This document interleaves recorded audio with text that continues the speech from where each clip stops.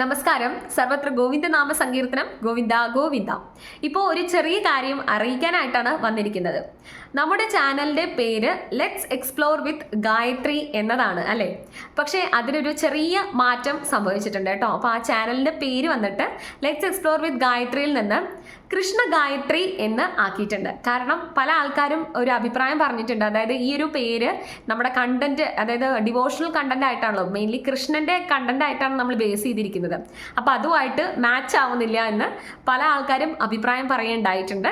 അപ്പോൾ അതുകൊണ്ട് തന്നെ എൻ്റെ പേര് ഗായത്രി ആയതുകൊണ്ടും ഞാൻ കൃഷ്ണ ഗായത്രി എന്നായി എൻ്റെ ചാനലിൻ്റെ പേര് മാറ്റിയിട്ടുണ്ട്.